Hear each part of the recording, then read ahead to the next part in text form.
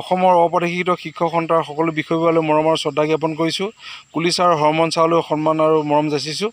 মই তেখেতসকললৈ মানে ইমান অতি কষ্টৰে কামখিনি কৰি থকাৰ কাৰণে আমি তেখেতলৈ মৰমৰ শ্ৰদ্ধা জ্ঞাপন কৰিছোঁ।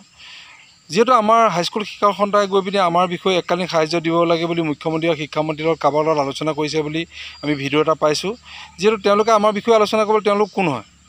তেওঁলোকে আমাক এককালীন সাহায্য দিবৰ কাৰণে ক'বলৈ এককালীন সাহায্য দি আমাক আঁতৰাই দিবৰ কাৰণে তেওঁলোকে আমি ইমান দিন বছৰ চাকৰি কৰিছিলোঁ নি?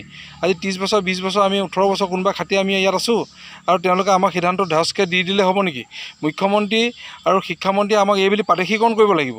যিহেতু আমি প্ৰাদেশিকৰণ আওতাত আমি পৰিছোঁ, আমাক কিবা এটা বস্তু কাৰোবাৰ নাইকিয়া হ'ব পাৰে। সকলো শিক্ষকখিনি আমাক আজৰি কৰি দিম বুলি তেওঁ আগতেই সিদ্ধান্ত লৈছিলে, কিন্তু তেওঁলোকৰ টকা পইচা নাই কাৰণে আমাক নানা বুদ্ধি কৰি নানা চাতৰি কৰি আমাৰ মিড ডে মিল FA এইবোৰ আগতে দি আছে, সকলো কাটিলে।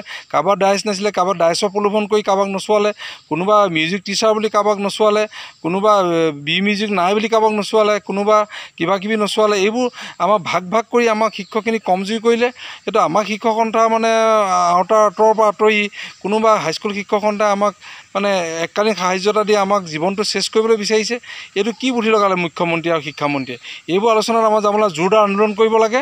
এই আন্দোলনৰ কাৰ্যসূচীৰ লগত হৰমোহন ছাৰক মই এইটো অনুৰোধ জনাইছোঁ, পুলিচ ছাৰক অনুৰোধ জনাইছোঁ। ইয়াকে কৈ মোৰ চমু বক্তব্য সকলো শিক্ষকৰ হৈ মই ইমানতে সামৰণি মাৰিছোঁ। ধন্যবাদ।